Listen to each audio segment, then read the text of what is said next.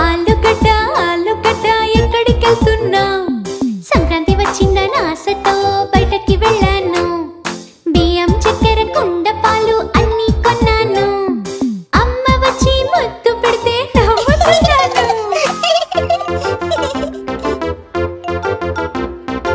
ఆలుగడ్డ ఆలుగడ్డ ఎక్కడికెళ్తున్నావ్?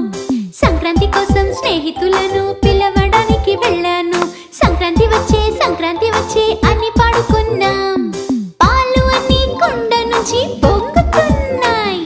సంక్రాంతి వచ్చే